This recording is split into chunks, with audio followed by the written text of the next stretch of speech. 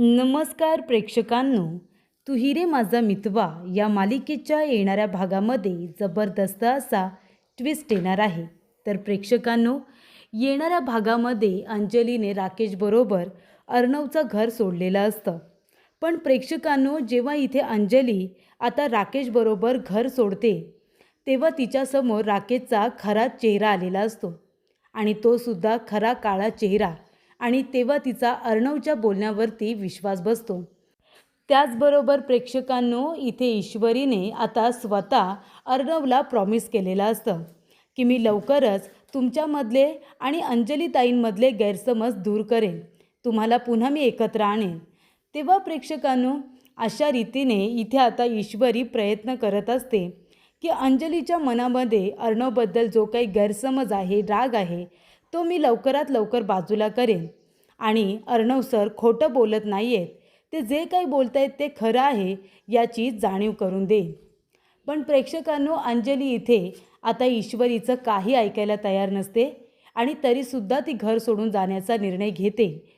पण वाईटातून सुद्धा नेहमी काहीतरी चांगलं घडतं असं म्हणतात, तसंच काहीसं आता अंजलीच्या बाबतीत घडलेलं असतं आणि राकेशचा खरा काळा चेहरा तिच्या समोर आलेला असतो. तर प्रेक्षकांनो, येणाऱ्या भागामध्ये या गोष्टी कशा पद्धतीने पुढे घडत जातात आपण सविस्तरपणे बघूया. तर प्रेक्षकांनो, आपण बघितलं इथे आता अर्णव खूप टेन्शनमध्ये असतो. त्याला वाटत असतं की राकेशने शलाकाचा खून केला, इतक्या चांगल्या बायकोचा. माझी ताईसुद्धा तिच्यासारखी इनोसंट आहे. या राकेशने स्वतःच्या स्वार्थासाठी माझ्या ताईचा खून केला तर. आणि या गोष्टीने आता तो पूर्णपणे टेन्शनमध्ये आलेला असतो. आणि त्याच्यामध्ये प्रेक्षकांनो, इथे अर्णव आता टेन्शनमध्ये तर असतोच, पण अंजलीसुद्धा टेन्शनमध्ये असते. जेव्हा अर्णव अंजलीजवळ बोलायला जातो की ताई तू ठीक आहेस ना, तेव्हा ती म्हणते की तू माझा कुणीच नाही आहेस, अजिबात माझ्या रूममध्ये यायचं नाही, मला तुझ्याशी बोलायचं नाही, इतकी ती अर्णववरती रागावलेली असते. माणसाचा आपल्या नवऱ्यावरती विश्वास असायलाच हवा, पण इतका आंधळा विश्वास असू नये की जर समोरची व्यक्ती जी फक्त आपल्या चांगल्याचा विचार करत असते, ती जर आपल्याला काहीतरी सांगते, काहीतरी बोलते, म्हणजे त्याच्या बोलण्यामध्ये काहीतरी तथ्य असेल, या गोष्टीचा विचार अंजलीने करायला हवा होता. पण इथे तिचं तिच्या नवऱ्यावरील प्रेम इतकं आंधळं आहे की तिला तिच्यासमोर तिच्या भावाचं इथे आता प्रेम करणं किंवा काळजी घेणंसुद्धा तिला व्यर्थ वाटत असतं. तर प्रेक्षकांनो, इथे आता अर्णवसुद्धा टेन्शनमध्ये असतो, कारण अंजलीने काही खाल्लेलं नाही आहे. तेव्हा ईश्वरीने पोहे बनवलेले असतात, पण अर्णवसुद्धा म्हणतो की जोपर्यंत ताई खाणार नाही तोपर्यंत मी खाणार नाही. आणि इथे अंजली म्हणत असते मला काही खायलाच नको. तेव्हा प्रेक्षकांनो, इथे आता अर्णव याच्या सांगण्यावरून अंजली काहीच खात नाही. पण जेव्हा राकेश तिला समजावतो, तिला म्हणतो की तू नाही खाल्लंस तर मी खाणार नाही, तू नाही खाल्लंस तर आपल्या बाळाला त्रास होईल, मग आपण आता त्या अर्णवच्या वागण्याचा आपल्या काय बाळाला इथे त्रास करून द्यायचा का, सांग बरं तू. त्यामुळे अंजली, तुला माझ्यासाठी तरी खावंच लागेल, कालपासून मी पण काहीच खाल्लेलं नाही आहे. तेव्हा इथे अंजलीला आता आपल्या नवऱ्याच्या बोलण्याचं खरंच वाटतं. ती लगेच त्याच्या हातून खायला सुरुवात करते. तेव्हा अर्णव इथे तिला मनवण्यासाठी आलेला असतो. तो येऊन बघतो तर काय, अंजलीने जेवायला सुरुवात केलेली असते.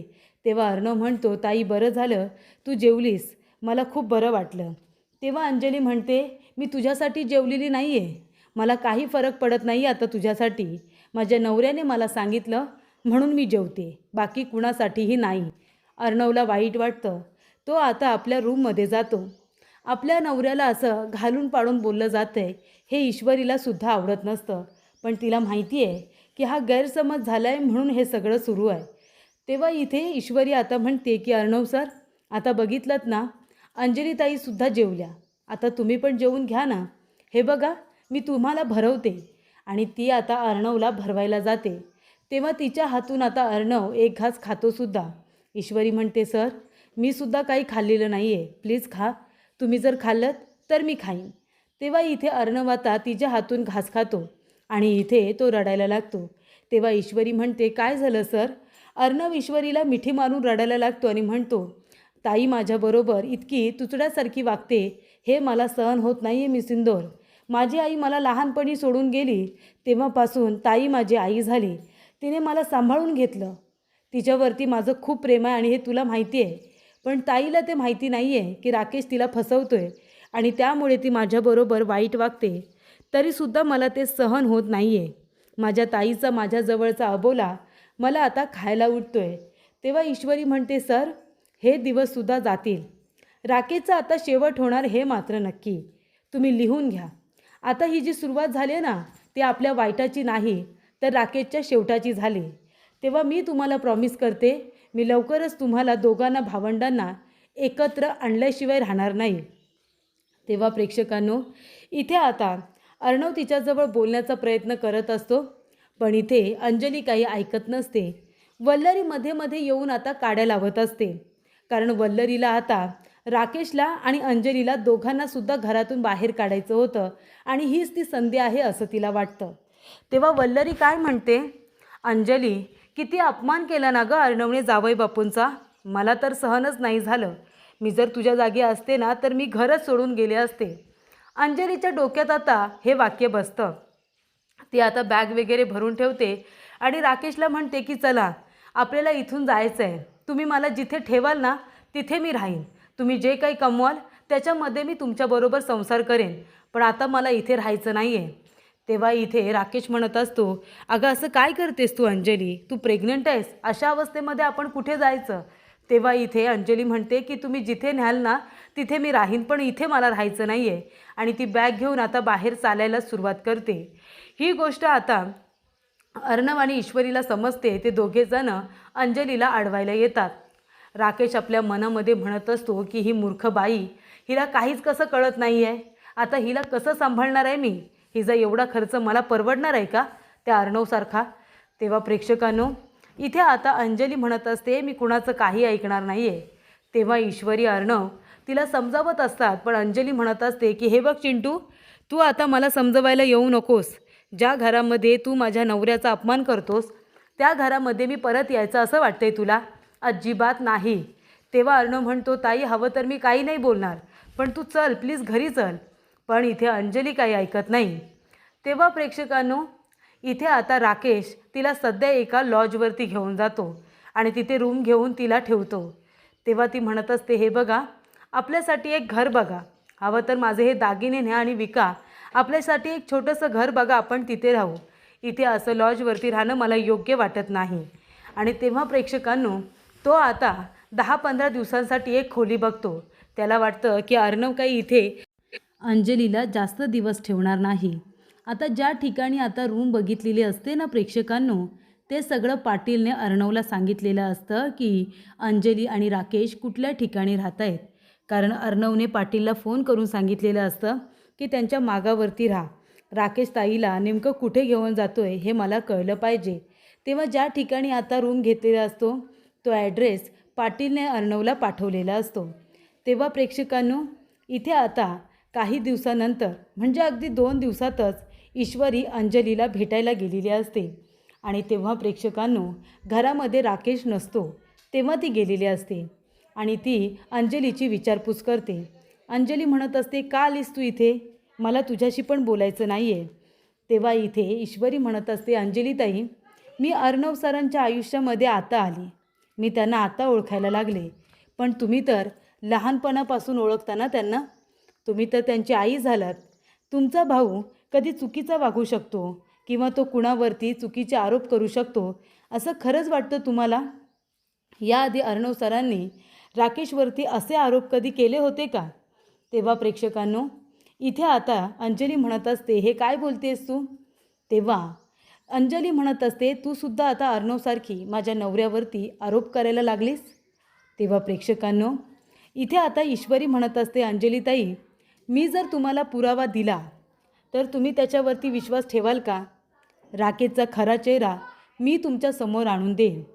मी एक तुम्हाला असा व्हिडिओ दाखवेन ज्याच्यामध्ये राकेश माझ्याबरोबर कसा बोलतो ना हे तुम्हाला कळेल. मग तर चालेल, फक्त तुम्ही मला चुकीचं समजू नका. तेव्हा प्रेक्षकांनो, इथे आता ईश्वरी अर्णवला सगळं काही सांगते की अंजली ठीक आहे वगैरे, काळजी करू नका.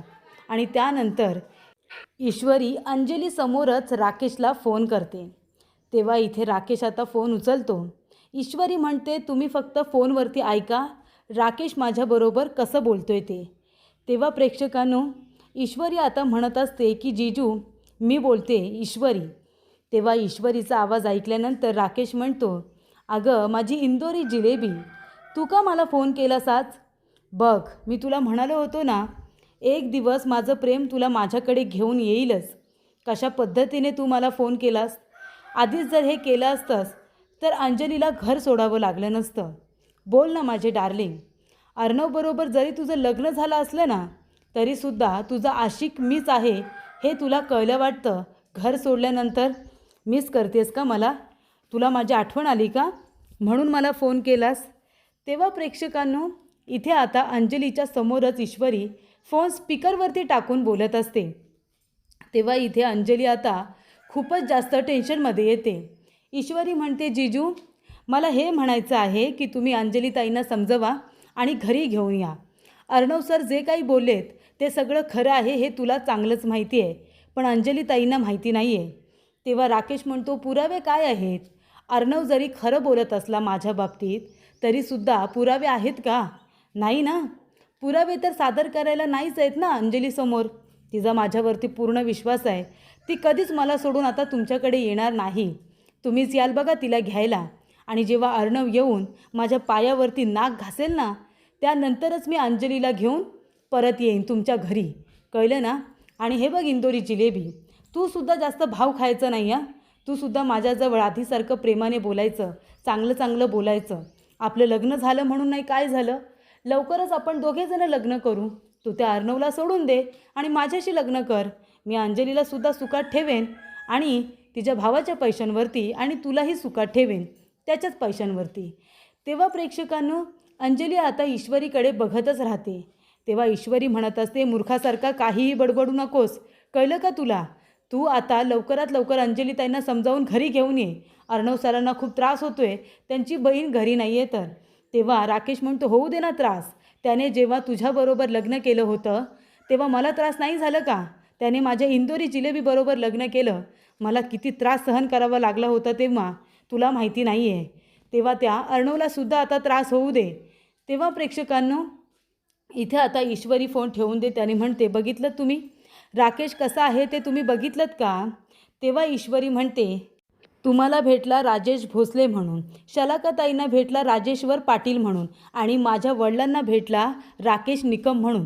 तुम्हाला माहिती आहे, तो आमच्या इथे माझ्या आत्याच्या शेजारी पेइंग गेस्ट म्हणून राहत होता.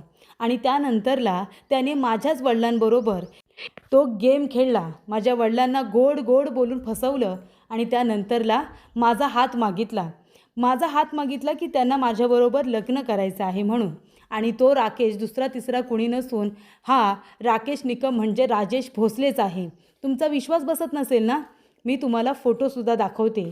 तेव्हा ती आता इथे जुने फोटो जे तिने डिलीट केलेले असतात ते फोटो तिने परत रिस्टोर करून इथे अंजलीला दाखवलेले असतात की बघा, हा आमच्या इथे राहायचा, राकेश निकम म्हणून राहायचा. ही गोष्ट मी तुम्हाला आधीपासूनच सांगत होते, पण तुम्ही प्रेग्नेंट होता. तेव्हा अर्णव सरांनी सांगितलं की ताईला काही सांगायचं नाही म्हणून, नाहीतर मी घरीपर्यंत तुम्हाला सत्य सांगायला आले होते. पण अर्णव सरांनी जेव्हा मला सांगितलं की तुम्ही प्रेग्नेंट आहात आणि कॉम्प्लिकेशन्स आहेत, तेव्हा मी परत घरी गेले होते. नाहीतर तुमच्या नवऱ्याने माझीसुद्धा फसवणूक केली. त्याच्या तावडीतून मला वाचवण्यासाठी अर्णव सरांनी घाईघाईमध्ये माझ्याबरोबर लग्न केलं आणि हे सत्य आहे. तेव्हा प्रेक्षकांनो, इथे आता अंजलीने घर सोडल्याच्या नंतर राकेशचा हा खरा काळा चेहरा आता तिच्या समोर आलेला असतो. तेव्हा प्रेक्षकांनो, ईश्वरीने आता खूपच हुशार बुद्धीने, एकदम चाणक्य नीतीने तिने आता पुरावा अंजलीच्या समोर सादरच केलेला असतो की बघ, हा राकेश माझ्याबरोबर कसा बोलतो आणि अर्णव सरांबद्दल त्याच्या मनामध्ये किती राग आहे ते. आणि अंजलीला तो म्हणतो, ईश्वरीला म्हणत असतो, ती अंजलीला घर सोडून आणण्यात मला काडी मात्र इंटरेस्ट नव्हता. तिला इतका खर्च लागतो, तेवढा खर्च मला करता तरी येणार आहे का? एवढा पैसा माझ्याकडे असता तर घर जावई बनून तिथे कशाला राहिलो असतो, बरोबर ना? तेव्हा आता लवकरच मी घरी परत येईन तिला घेऊन. आमच्या त्या बेडरूमपेक्षा ही खोली छोटी आहे, इथे कोण राहणार आहे? तेव्हा तुम्ही लोक आता याल ना माझ्या पाया पडायला, त्याच्यानंतरच मी अंजलीला घेऊन येईन. तेव्हा प्रेक्षकांनो, अंजली म्हणते की याचा अर्थ अर्णव खरं बोलत होता. मी माझ्या भावावरती विश्वास नाही ठेवला आणि ह्या राक्षसावरती विश्वास ठेवला. चल ईश्वरी, मला घेऊन आता घरी चल. या माणसाला आता इथेच राहू दे. तो आता माझ्या जोपर्यंत पाया पडत नाही आणि मला सत्य सांगत नाही ना, तोपर्यंत मी त्याला माफ करणार नाही. अशा रीतीने प्रेक्षकांनो, ईश्वरीने आता अंजलीला राकेशच्या विरोधातले पुरावे देत तिच्यासमोर सिद्ध केलेलं असतं की अर्णव जे काही बोलला ते सगळं खरं आहे आणि राकेश एक नंबरचा खोटारडा. आणि तिच्यामुळेच अंजली परत आता राजेश शिर्केंच्या घरी आलेली असते. तर अशा रीतीने ईश्वरीने अंजली आणि अर्णवमधले सगळे गैरसमज दूर करत बहीण भावाला पुन्हा एकदा एकत्र आणलेलं असतं.